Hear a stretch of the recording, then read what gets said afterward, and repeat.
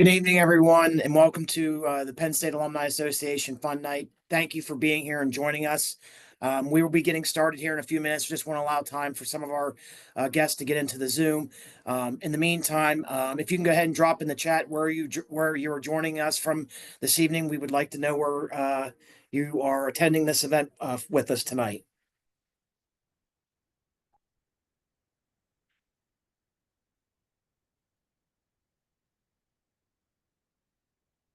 Again, for folks that are just coming into the Zoom, thank you and welcome to our Penn State Alumni Association Fun Night. We will be getting started here in just a few minutes.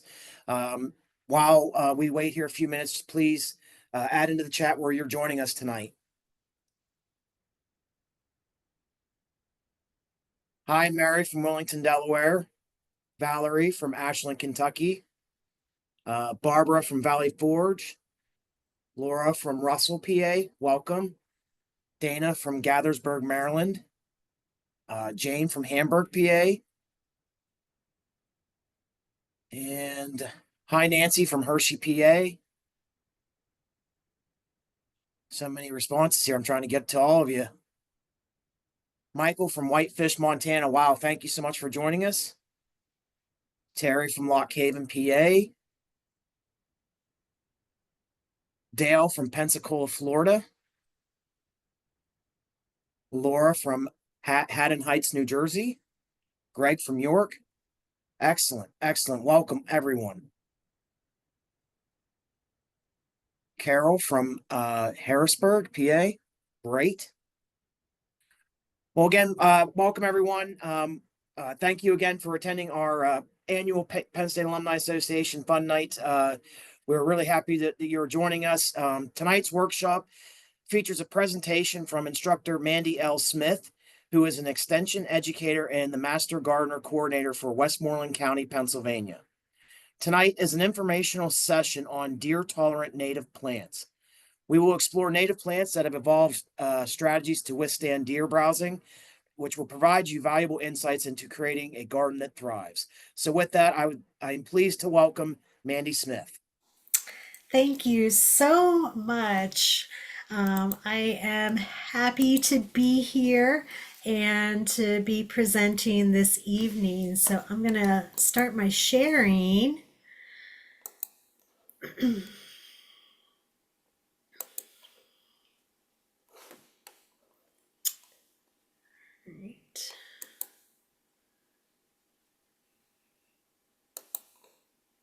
All right, hopefully everyone can see that now. Okay. Can you see that? Yes, we can, Mandy. It looks great. Okay. All right, perfect. All right. Well, again, thank you so much for having me this evening. I too am a Penn State alum. I am from the class of 2001. I got my bachelor's degree in horticulture. So I am happy to be here and representing Penn State Extension. So this presentation is part of a series that we do in Westmoreland County called Know Your Natives. And we've done, I think, 9, maybe a little bit more than 9 different series on native plants because we really do understand the value of native plants within our gardening and our landscape and everything. And so I'm glad to share this with you because this is a pretty important topic because all across the state of Pennsylvania, throughout the eastern part of the United States, we do see a lot of gardens that can be damaged by deer. So this evening, what we're going to do, first I just want to talk a little bit about the white-tailed deer in general, what it is, why we see so many deer that come into our gardens. Talk about some strategies that have been used to deter deer, and then start getting into the deer tolerant plants and then what are deer tolerant plants and into some native deer tolerant plants that you can include in your landscape. And then I have some different resources that you can utilize as well. first off, white-tailed deer. This is a species of deer that we have here in Pennsylvania, and it is perhaps the most influential wildlife species in our Pennsylvania forest ecosystems. And I would add to that our home gardens and landscapes. In 2001, the estimated population of white-tailed deer was 1.5 million. As of this program that I did in 2024, so it's just a year old, we did not have new data on that. I still have to kind of look and see if we can get more data on it. And it was estimated in that year there were probably 30 deer per square mile. That's a lot. In a balanced ecosystem, it would usually be about 8 to 10 deer per square mile. So, that's a lot, and especially to us gardeners, sometimes it seems like they are even more prolific. And the success of deer in general has to do with their adaptability. They are very, very adaptable, and they can spread quite rapidly. So this is a map, and this is coming from 2020 map, comparing or from a research paper from 2020, and this is a map comparing 1982 deer densities to deer densities between 2001 2005. So we can see that Pennsylvania in 1982, there was some low densities, mostly moderately low densities within Pennsylvania. And then we have, I'm going to do a little pop out here, and this is from the 2001 to 2005 population study, and we're getting into some very moderately high counties, especially in our urban areas around the Pittsburgh area and Philadelphia area. So there's definitely been an increase, and again, we don't have anything that is specific to later on in the 2010s or around the past 5 years. So we can correlate that the populations probably have gone up quite a bit. Like I said, deer are very adaptable, and that has been a success of theirs to come into suburban areas and be prolific. As well as why are they coming here is due to habitat loss. When we have their forested areas, and they do have a combination forested meadow areas that they like to, browse in, shelter in, and everything like that, then they're going to be coming into areas where they can get the browse and everything like that. So they eat a lot of plant materials from tender greens to twigs and bark. They kind of are great at transitioning between forests and agriculture, grasslands and meadows. The forest, thickets, and grasslands really provide deer with protective cover, natural foods. So agricultural fields kind of can also contribute to that. And then our suburban areas, well, there's a lot of high quality foods in our suburban areas with our gardens, our ornamental plantings, our fertilized lawns. That's they really like that. And so there was a study done in 1995 that found plant species richness to be higher in residential areas than in wooded areas. And then suburban areas are often free of hunting and natural predation. So that has contributed to deer coming into the suburban areas. And then There are some people that do like to feed deer. You know, people are quite taken in by movies like Disney's Bambi and really love deer, and have contributed to, you know, encouraging deer to be in those spaces. However, I do want to put in that the Pennsylvania Game Commission, it states that it is unlawful to intentionally lay or place food, fruit, hay, grain, chemical, salt, or any other minerals anywhere in this Commonwealth for the purpose of feeding big game, and that does include deer, elk, bear, and turkey. And part of this is to ensure that there is not any spread of disease and also that habituation. So by providing food, deer get used to that. They keep on coming back and back and back because there has been food laid out for them essentially. So, you know, those are parts of the reason why we see such an increase of white-tailed deer in our suburban areas. And then, of course, there has been a decline of natural predators. You know, centuries ago, we did have wolves and mountain lions within Pennsylvania, and those were extirpated, meaning that they no longer exist within the state.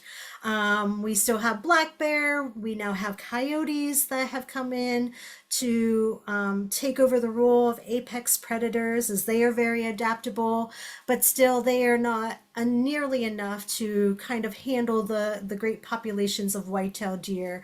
Coyotes typically go after smaller mammals than white-tailed deer. Bear, you know, are omnivores, so you know they will take advantage of, you know, certain situations, but they're not going to go and be hunting deer at a rapid rate. So we generally rely on people, hunters, going out and making sure that we're keeping the populations in check. So we know that we're going to have deer. It's a given. It's there's nothing that, you know, right now that we can do to absolutely decrease the deer population. So we need to come up with strategies to deter the deer. So we'll go over each of these: sound and smell, fencing, container gardening, and deer tolerant plants. So, sound and smell have been used extensively. Sound, anything from, you know, having dogs in your yard. People use pinwheels, pie plates, and then get more advanced technology like ultrasonic devices, motion sensor gadgets. And, you know, these may work for you, but if it becomes a regular thing, the deer might actually become used to those sounds. And so they will kind of ignore them and not become startled by these sounds. And, you know, utilizing your dog to kind of, you know, keep an eye on the deer might actually put the dog in danger as well. You know, if it is a herd, if there is a buck involved, if there are fawns, you know, they might become very protective, and thus, you know, go after anything that might be seen as a predator. Smell, there are many products out there that are marked to deter deer. You know, you can go to your Agway and your big box store. You can find many different kinds of products. But the problem with those, a lot of those you have to keep reapplying.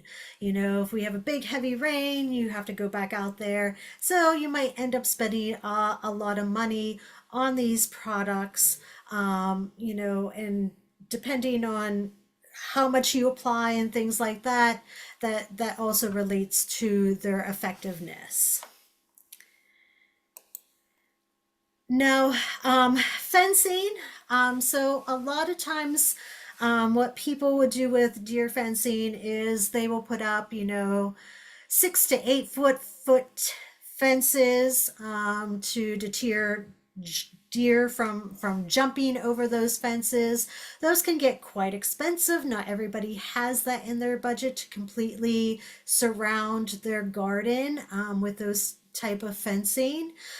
So these pictures are from our demonstration garden in Greensburg, and we have a daylily garden, about 100 different cultivars of daylilies in this garden. And daylilies are an absolute favorite for deer. We know that. It's like essentially candy for deer.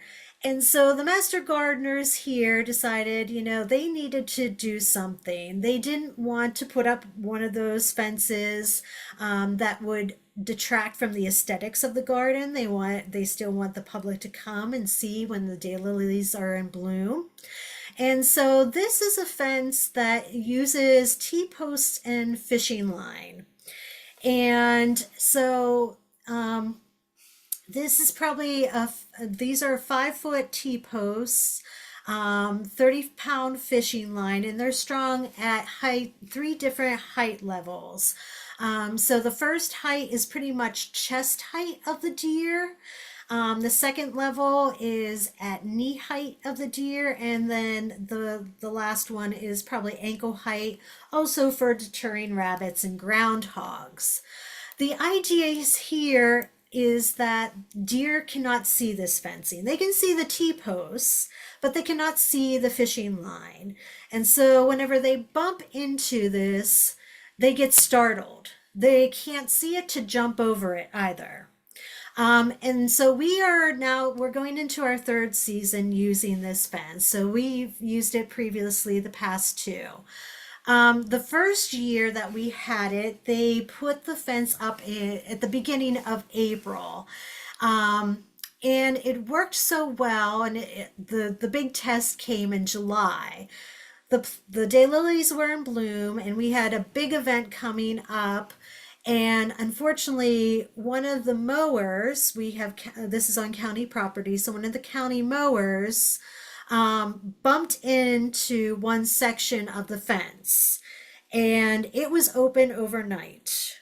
The deer had essentially been trained, by this fence, that, they could not get in there. And so when the master gardeners came in the morning, everything was fine. They were able to fix the fence. None of the deer had gone in. Last year, they put up the fence a little early. And so we actually saw blooms very early on. We also had a warmer spring. We started seeing blooms in June. So they're going to kind of put it up again probably a little later in April, to kind of have blooms a little later on in the summer. But it really, really has worked out well, and we continue doing that. Some of our other demonstration gardens are starting to use this technique, and it's worked very well. Another strategy is to utilize container gardening. Here you can see some tulips that have been ravaged by deer.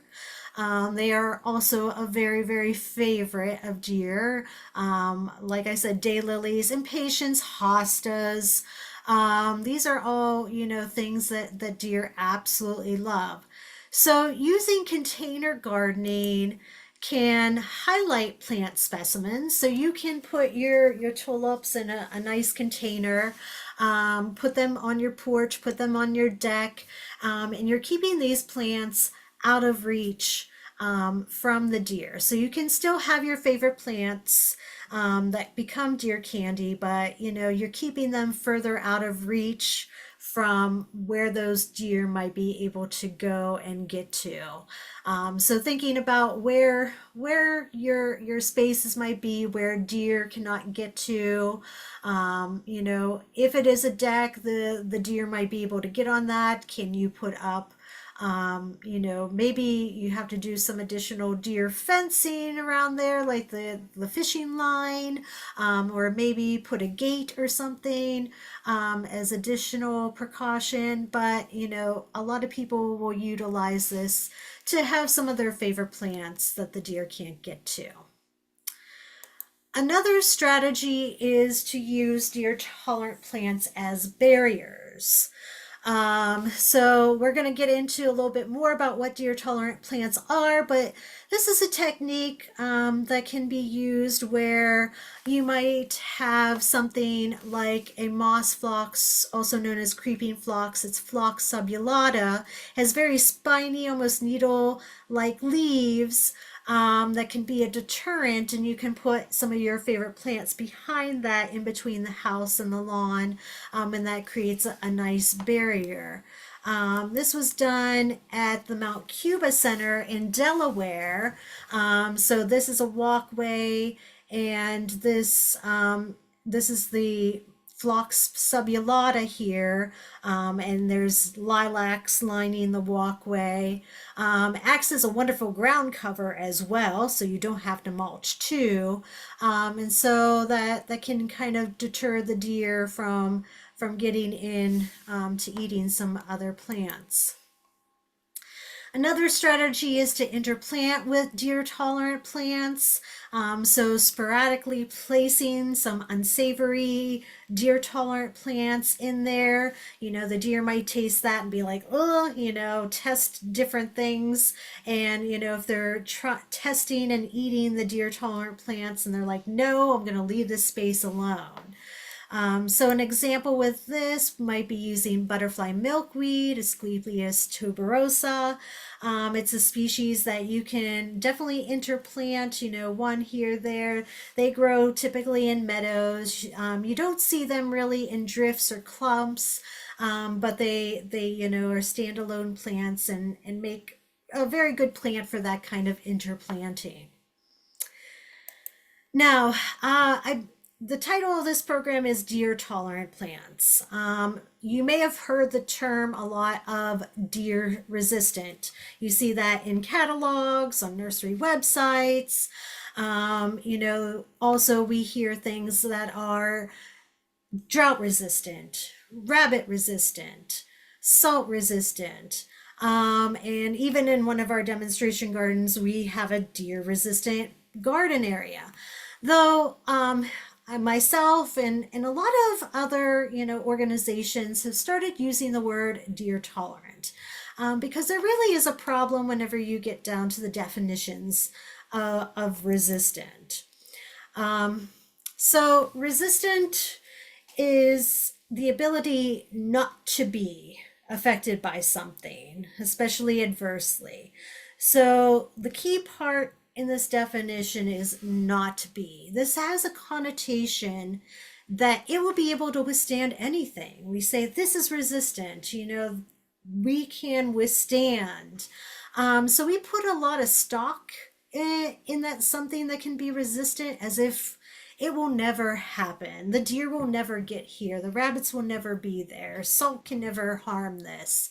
However, plants and deer, there's no clear black and white. There's always shades in between. And so that's why I particularly prefer the term tolerant. So tolerant is the capacity to endure continued subjugation to something without adverse reaction. So endure. So this plant can endure deer browsing. Maybe the deer will avoid it, but whenever I'm out and about and talking about deer tolerant plants and everything, saying this species, that species, somebody will always pop up and say, hey, no, I had deer browse this particular species. And that's correct. So whenever there's extremes, extreme drought, when we have Arctic blasts, like we just had, the deer will eat anything. I have that mox floss, that Phlox subulata, and every year whenever there's really, really cold spell, And just, the past couple of weeks, the deer dug down in the snow. It was the only thing that had a little bit of green, and they were munching on it. They didn't care about those needle like leaves. But that moss phlox has the capacity, it can endure, and it can bounce back from that deer browse. So this is why, in particular, deer tolerant is a much better term than deer resistant. So what makes a plant deer tolerant? There's several characteristics that can be attributed to deer tolerance. One, poisonous. So a good example of this is daffodils, and daffodils are a great plant to interplant amongst, your spring flowering bulbs, because the deer are going to avoid them. So any part of the plant can be poisonous, and the deer learn very quickly that this is a poisonous plant, and they are going to essentially avoid it. Plants that have hairy, fuzzy, spiny, thorny stems or leaves. So the picture here is of comfrey. It's a type of herb. It has very fuzzy hairs present on those leaves. So when a deer, is eating that, that's going to be, very uncomfortable in the mouth to eat that particular plant. And then plants that are very aromatic or fragrant, such as marigolds, either flowers or leaves. That sense of smell. So going back to that deterrent of smell, there are plants that naturally are deer deterrents. So there's people will put marigolds along the edges of their vegetable gardens and things like that to deter the rabbits and things. So very aromatic and fragrant plants. And then plants that have very textured or fibrous leaves. So this is the American holly. And if you've ever felt the American holly leaf, it is very thick, very tough, and then it has spines along the edges. Nothing wants to eat that. It would take a lot for an animal to want to go and eat that particular plant, because it'd be very hard to chew, and then you get spines, digging into your mouth. They just don't want to do that. There are deer tolerant plant ratings. This comes from the book 50 Beautiful Deer Resistant Plants by Ruth Rogers Clausen. She's the one that came up along with a colleague of hers, these kind of plant ratings. So where there's a spectrum of where a species can fall on how well does it bounce back essentially from deer browse, or maybe it is completely avoided. So the higher levels, it's a scale of 1 to 10. 7 to 10 are those that are most tolerant of deer. So anything from 1 to 3 is essentially deer candy. 3 to 6, an example there might be like hydrangeas or mountain laurels, where they can definitely get browsed, but they might bounce back. But 7 to 10, there's definitely they can definitely tolerate more. So 7, deer might nip off some flowers but leave the foliage. 8, deer will occasionally be nipping off a couple of flowers but mostly ignore the plant. 9, they'll browse the young foliage but ignore the adult plants. And then 10, there's rarely any browse at all. You also might find some deer tolerant plant lists that are really good resources here in southwestern Pennsylvania. We have the Western Pennsylvania Audubon Society of Western Pennsylvania and Phipps Conservatory and Botanical Gardens, and they have put out lists. Out east, you have the Bowman's Hill Wildflower Preserve that also has a nice list. There are a lot of other deer resistant, deer tolerant lists out there. I know there's one on our extension site, but a lot of those will include non-native species. And I'll talk a little bit why we want native species in a bit. Some of the books, again, the 50 beautiful deer resistant plants, deer resistant landscaping. They have a mixture of natives and non-natives. And then there's one just strictly for native plants. It's for the Northeast, but we can incorporate Pennsylvania into that as well. So whenever you're selecting plants, we always want to keep in mind our plant hardiness zones.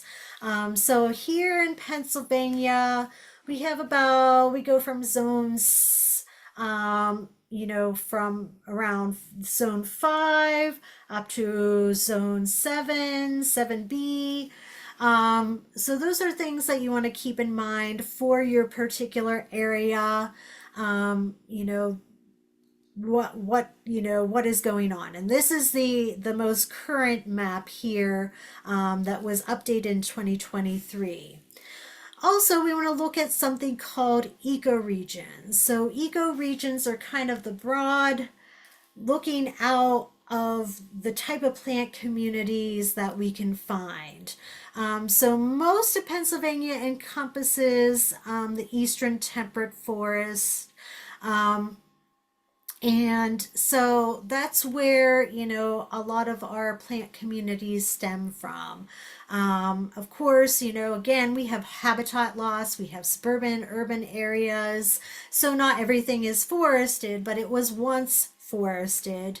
But we have a lot of meadow areas and things like that. And so that's a large plant community, and one that we see that we can include readily in our suburban areas as well.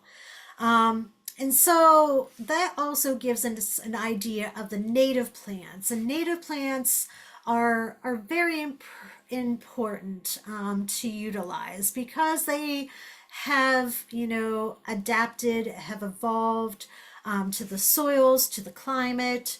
They are particularly the best plants that we can possibly use. Now, I know people have their favorite ornamentals, and that is wonderful. And I am of the spectrum of, we can utilize some of those, but let's incorporate more natives into our areas. And you can start easily with some easy native plants, some cultivars of native plants to start incorporating those into your landscape. I like to use the 80-20 rule, 80% natives and then some fun things. I still love peonies. They are things that are definitely going to grow in my garden. Herbs, I grow a lot of herbs. So those still are going to be in my garden. But I am incorporating at least 80% natives because we have our pollinators, our moth and our butterfly larva, all these things that depend on that, our songbirds that depend on the fruits and the seeds. So we want to plant, native deer tolerant plants if we can. So I have some examples of sunny plants, shade plants, and then some shrubs that you can incorporate into your gardens and landscapes. So here are some of our plants for sunny sites, and these are really tidy plant, well, for the most part. Some of them are tidy, some of them are self-sowing, but they're generally low growing and they add so much to the garden area. So anise hyssop, it's part of the mint family. If you have grown mint, it can be very aggressive. Anise hyssop is more of a nicer relative of the mint family. It readily self-sows, but it does not spread as aggressively as culinary mints do.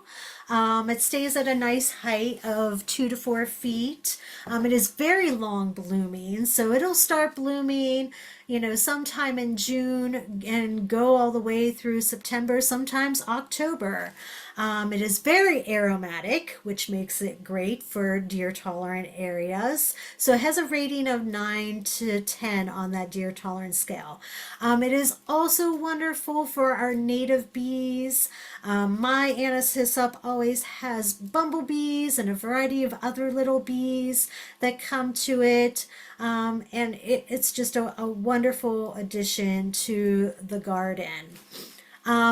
False blue indigo or blue false indigo is part of the pea family. This one looks almost like a very shrub-like perennial. It is just, very attractive pea-like flowers. It's a larval host plant for the orange sulfur, clouded sulfur, frosted elfin, and a whole bunch of other butterfly species. And so what makes this deer tolerant? It is poisonous. It has a low severity, so if you do have pets or children, you don't have to be deeply concerned about bringing this plant into your garden. It's just a great addition. And then blue mist flower is one that's wonderful for the end of the season. It'll start blooming, late July and go through until even after frost. If it's in a protected area, I've had mine still blooming. It grows pretty freely. It does spread a bit, and it kind of makes a nice kind of almost ground cover. It's a little bit bigger than taller than a ground cover, but it'll spread nicely. And it has hairy stems, so the deer, will spit it out essentially if they're eating it. Butterfly milkweed is one that I mentioned before. And this, milkweeds, are very important hosts for monarch butterflies. And then, just all the various pollinators that will come to these flowers. It is clumping. It does have a long taproot, so whenever you select a space for the butterfly milkweed, you want to keep it there. You don't want to transplant it anywhere else. Because it is a milkweed, yes, it does have that milky sap that is poisonous. Again, very low severity, so you don't have to worry about this with pets or kids. Clustered mountain mint. So mountain mints are actually the 2025 perennial of the year. This is selected by the Perennial Plant Association. So we have 7 or 8 species of mountain mint that are native to Pennsylvania. I like clustered mountain mint. It has done very well in pollinator trials. And I will tell you the amount of different pollinators on a single plant. Honeybees, bumblebees, various pollinator flies, pollinator wasps, other little native bees, little tiny sulfur butterflies and elfin butterflies that can get into those tiny flowers. It is. So this too is part of the mint family, and this one is pretty aggressive, just like our culinary mint. So you want to put this in an area that it can spread, and it does spread quickly. It's very aromatic, which is why it is deer tolerant. So this would be a great one if you have certain shrubs or something. This would make a great barrier for the back of the yard or something like that, where it could create a barrier around shrubs that might be ones that deer like. Eastern Blue Star is a very nice one. It does have a tidy habit to it, again, kind of shrub-like. It is very drought tolerant as well, and it does have that milky sap as well that makes it slightly poisonous, so the deer will avoid it. But this is a spring bloomer. It does put out these beautiful starlight flowers, and then in the fall it does have this beautiful yellow golden foliage that makes it a standout in the garden. Joe Pye weed is another one that is wonderful. It has mounded clusters. It does get fairly tall, but there are cultivars out there that are much smaller. So there's one called Baby Joe that gets to be about 3 feet tall. So you're getting wonderful flowers still for the pollinators and everything, but it's not getting unwieldy. Yoglin tolerant means that is tolerant of black walnuts.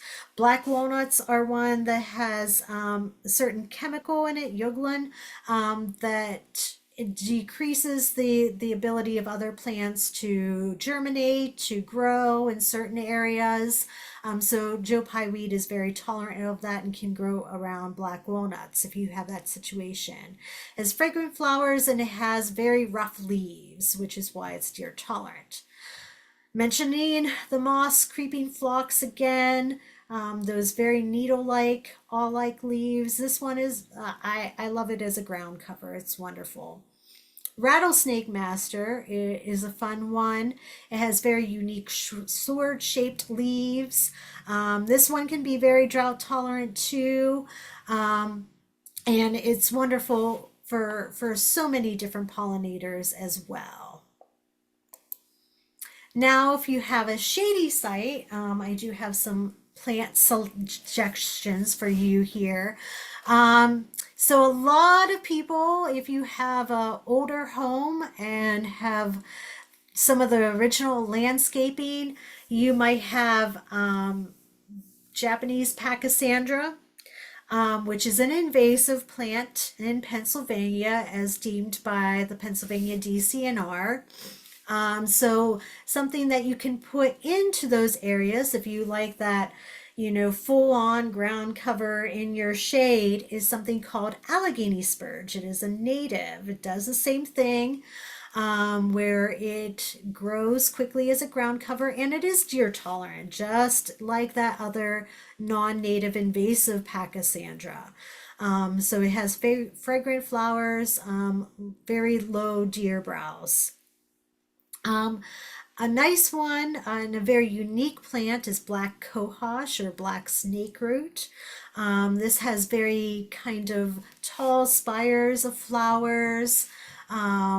They get up to about 7 feet tall. Usually though, whenever it's dense shade, they'll stay a little bit smaller. It's a great addition for borders, edges. The flowers have this unpleasant odor to them, which makes them deer tolerant, but it's a really kind of fun plant to add into shady sites. Another low grower is one of the spring ephemerals, bloodroot. They have these beautiful white flowers. They bloom first and then their leaves come out, and their leaves will get very large. They're very palmate kind of leaves. So it makes for a nice ground cover. The foliage has a bitter taste. It is poisonous at a very high severity, but it's the root, not the leaves or the flowers. So unless you have a dog that likes to dig, you should be okay. If you do have an animal that likes to dig around and things like that, this might not be one for your area, or someplace that is beyond a fence or something like that. Another cute one is the pink root or woodland pink root. These have beautiful red coral flowers. They start blooming kind of late spring. They are very long blooming. In fact, mine rebloomed midsummer. It attracts a lot of different pollinators. They have tubular flowers, so hummingbirds also like this. Has a low severity, poisonous. It's all parts. So, again, if your animals roam freely, just keep an eye on this one or keep it outside of a fenced area. Red columbine, another typical spring wildflower. This one really does a lot of self-sowing. makes, great spreading and kind of almost a ground cover as well. Wonderful nectar source for hummingbirds. It's part of the Ranunculaceae family, which does, have phytochemicals that are toxic, but it's a very low severity for this plant. And then wild ginger, another wonderful ground cover. Just large, big, heart-shaped leaves. The flowers are little tiny brown jugs, is what they're little brown jugs is what they're called. And they flower, they're at ground level underneath the leaves. And beetles and flies will pollinate them. They have slight hairs on their very leathery foliage. So if you're looking for something that's a good ground cover, wild ginger would be a great addition. Then a few shrubs that are deer tolerant. One is Carolina allspice. This one has these beautiful red blossoms, and the foliage and twigs are very aromatic, hence the name allspice. This one can grow and spread by suckers, so they'll send out shoots here and there, but you can prune them back if you just want a dense shrub. This would probably be a good one for the back of the yard if you want to create kind of a barrier or some sort of privacy hedge. You can have that at the back of your yard. Spice bush is one that you typically see in the understory of forests. It has these very tiny yellow flowers that are kind of like starbursts. They have this beautiful red fruit, and their leaves do have very attractive fall foliage color. Everything is aromatic on this plant, has very leathery leaves, and it is the larval host of the spicebush swallowtail. Virginia sweetspire is one that can be utilized in shade or sun. It is very, very tolerant of both areas. It is a spreading shrub. It's great for hedges, has very fragrant flowers, wonderful for all kinds of pollinators and hairs on the leaves. And if you don't like its spreading habit, there are lots of cultivars out there. A very popular one is called Henry's Garnet. Very smaller size, probably about 3 to 4 feet height. So if you're looking for a foundational planting, that's a good one. And keeping in there with your making sure your pollinators have something to feast on.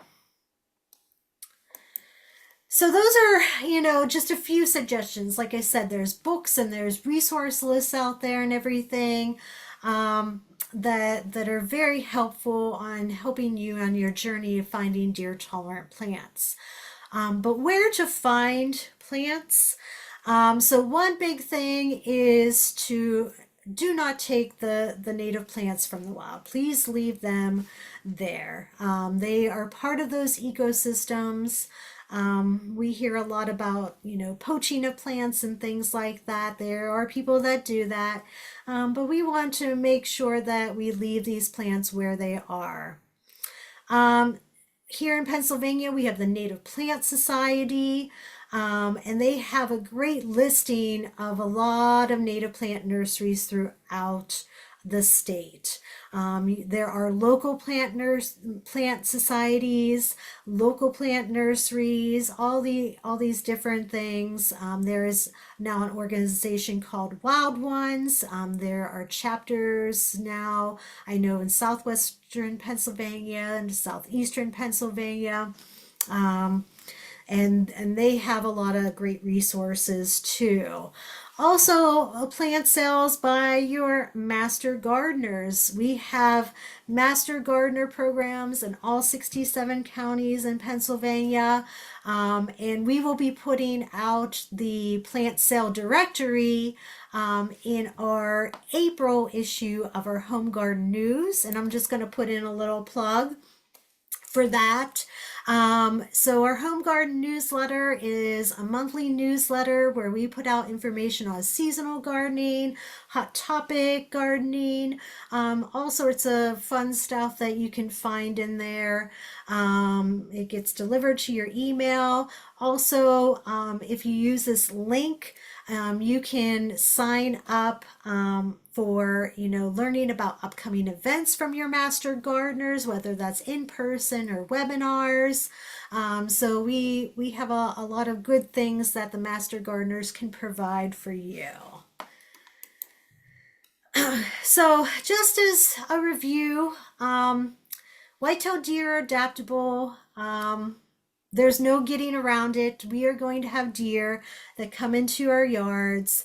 And we just have to come up with ways that, we can have our gardens and, be able to deal with them coming in and out. They're not going anywhere anytime soon. We want to ensure that deer have their natural habitats. So if you can, help, whether that's, volunteering at your local nature centers, conservation districts, conservancies, helping out and restoring natural areas. That is a wonderful, wonderful way to ensure that we're decreasing habitat loss. We are increasing their habitat so they can go back to those natural habitats instead of into our yards. And then planting natives to deter deer, and that will also provide resources for other wildlife that we do, that we do welcome, our pollinators, our songbirds, different things like that. And again, some just resources that are around, national resources like the National Wildlife Federation, local resources like the Audubon Society of Western PA and Bowman's Hill Wildflower Preserve, all our Pennsylvania departments, the Game Commission, again, Penn State Extension, and then the books there, deer resistant books that are out there. And then, of course, finding things at extension.psu.edu. We have a lot of wonderful resources that I hope that you will utilize. So thank you so much. And do we have questions? Well, Mandy, I real quick, I did have one attendee. He asked if you could put the QR code slide back up. Oh, sure. Yes, I can do that. Let me go back to my share. And then once you put that up, there are a few questions that I'm seeing that have come in, and we can review those. I know we have a few minutes left before the end of our time. All right, let me see here. Let me go back to that one.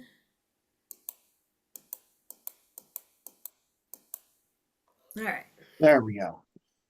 Perfect. Mandy, the first question I have here is I had a participant that wanted to know if they could receive a copy of your PowerPoint. So is it all right if I put your email address in the chat for them? Sure. And you know what? I do have the PDF of this, and I do have a lot of other resources from whenever we did this webinar in our SharePoint folder. If I could share that folder link with you, maybe you can send it out to everyone.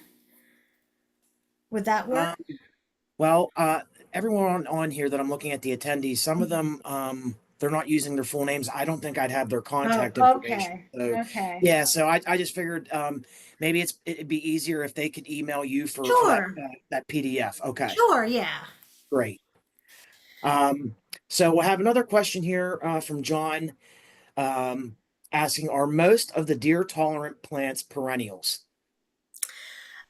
So yes. There's definitely some shrubs and trees that are, but deer do really like, bark and twigs to eat.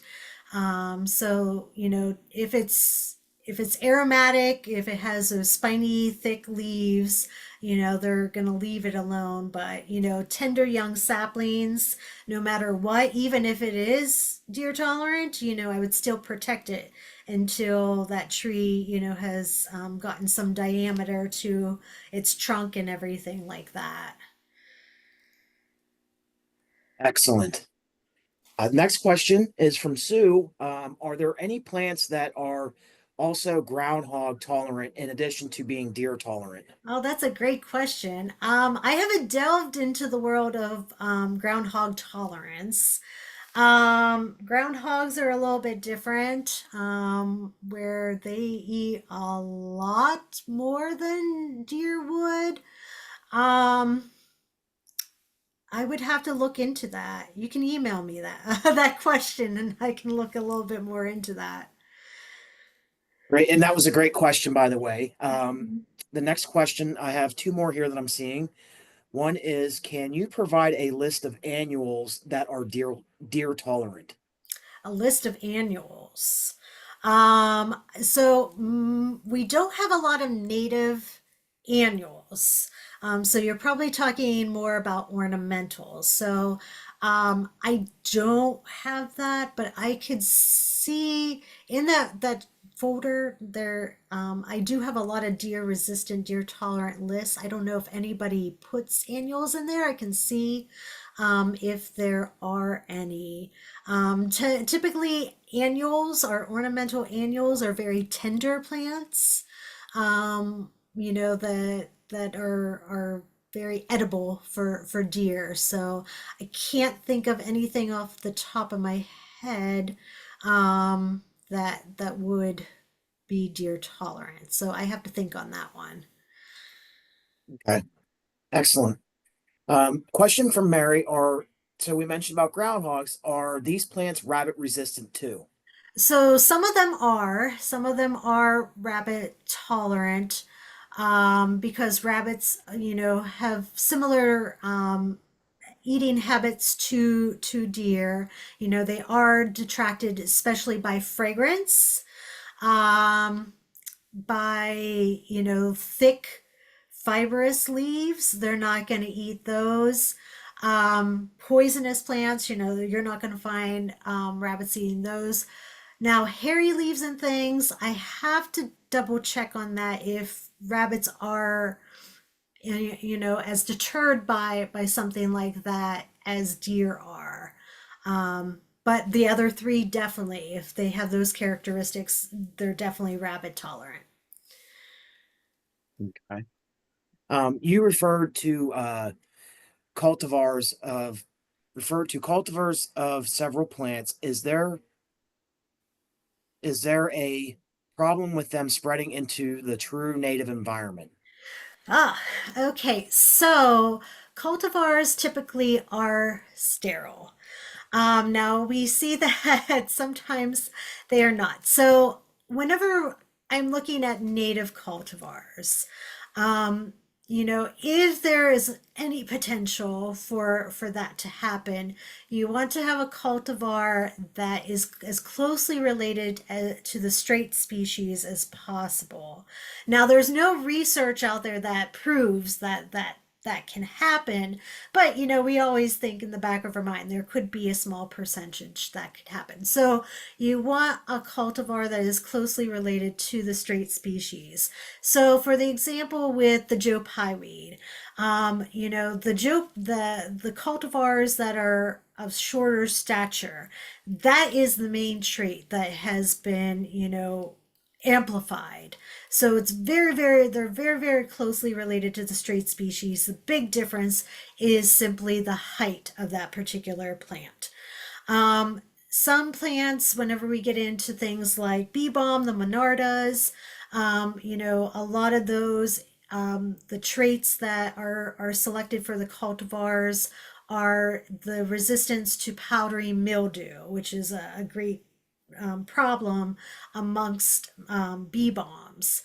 Um, when you get into things that alter the flower structure when you go from a single flower to a double flower. That's something I would not pick, because then pollinators cannot access the nectar and the pollen.